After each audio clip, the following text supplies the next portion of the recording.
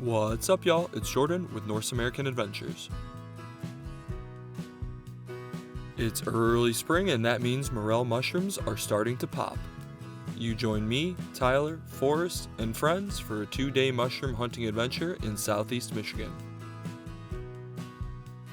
If you enjoy the content, make sure to like and subscribe.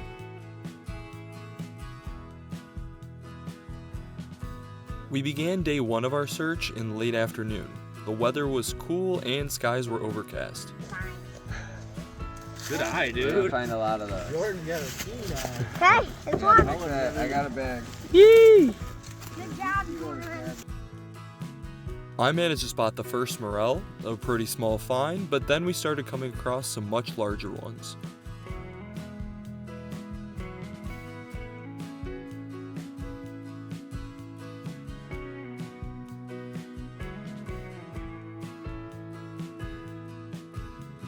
While foraging, Forrest found some cardinal feathers and even an animal skull.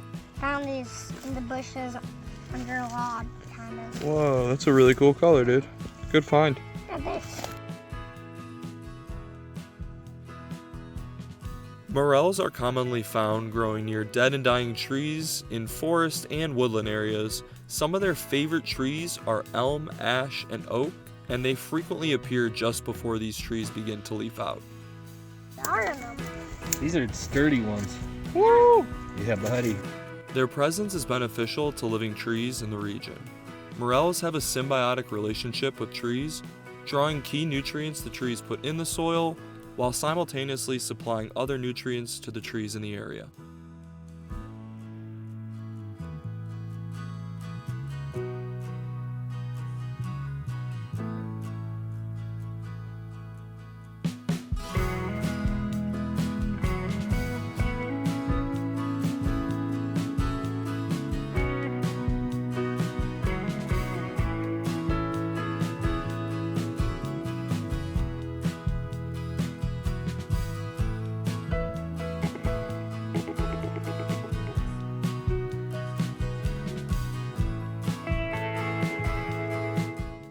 Morels are a highly coveted mushroom with a short growing season. They typically appear for about a month during the spring, and because of their highly specific growing conditions, they can be really hard to find even for the most experienced mushroom hunters.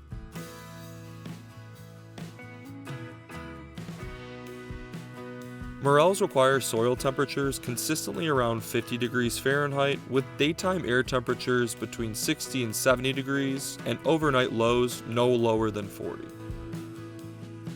They prefer damp, loamy soil with a slightly alkaline pH, typically between 7 and 8.5, and grow best in partial shade. Morels can range in size from 2 inches up to a foot tall.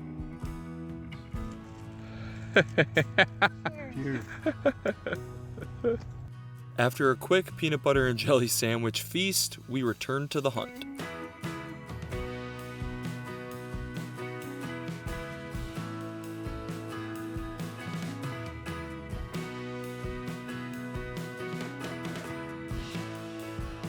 We found several more morels in damp ground brush, and then we found the remnants of a deer skeleton strewn across an old game trail. Zoom in on this one. I'm definitely bringing this one.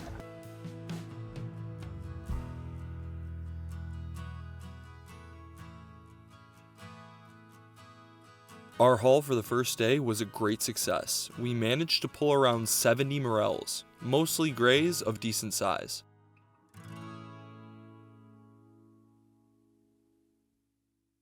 The second day was even more fruitful. We started the day with some classic grays and rare golden morels. The weather was much sunnier and several degrees warmer. By following the root systems and searching at the same elevation of previous finds, we stumbled on some large catches and clusters. Morels, or Morchella esculenta, are easily recognizable by their conical wrinkly caps and hollow interiors. They can be found growing individually and in clusters.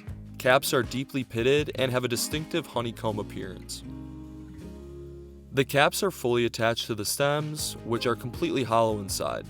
Morels come in a variety of colors, including black, gray, yellow, white, and even ruddy. Nearly all morel varieties grow during the spring, typically from March to May depending on the region. Tyler prepared 2 different species of morel for a side-by-side comparison. This is your regular morel. See how the cap connects directly to the stem? The cap doesn't overhang at all. Okay. So that's your regular morel, and then on your half freeze, still a hollow stem, but the cap connects halfway underneath the gills, or underneath like the...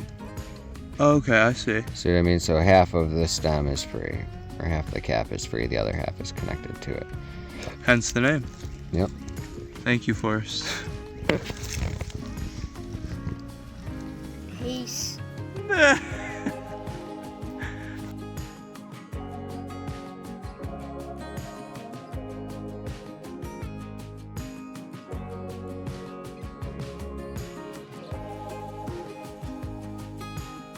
Morels have a strongly pleasant taste, not unlike other mushrooms, and are often described as earthy or nutty, even having an umami or meaty flavor.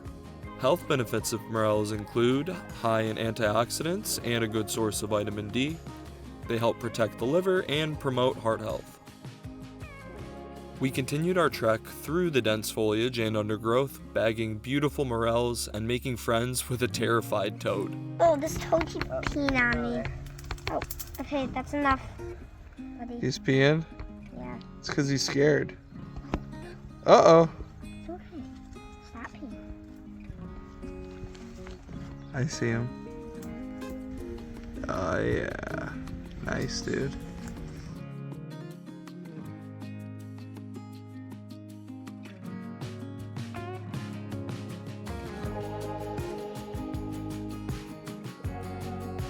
at the size of this. That's a cool song. There was so much fungal growth in the forest. Discus mushrooms, brown caps, and prominent conches, as well as wildflowers just starting to bloom.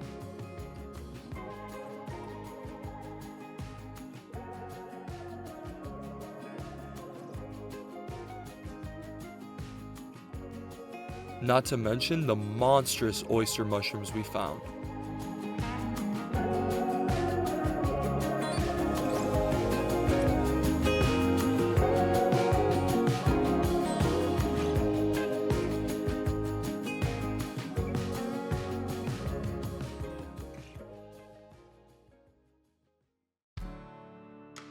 With our foraging bags full and heavy and the sun starting to dip below the tree line, we decided to meander our way out of the woods. We had been looking mostly at the ground with hunched backs and crooked necks for the duration of our hunt, but as the canopy began to open up towards the edge of the tree line, we just happened to look up to see a huge nest.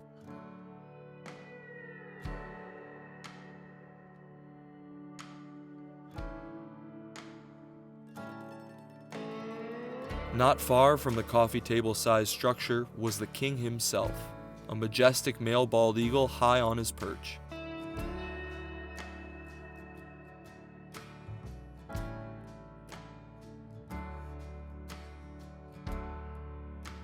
It's hard to say if he was preparing to hunt, protecting the nest, or some combination of the two, but we suspected the female was most likely sitting on her eggs, while he surveyed the surrounding territory.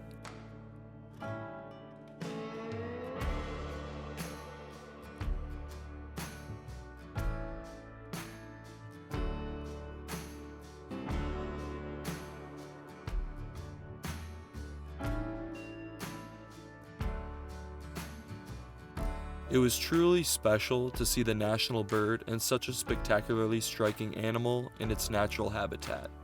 We were even graced with a wave goodbye.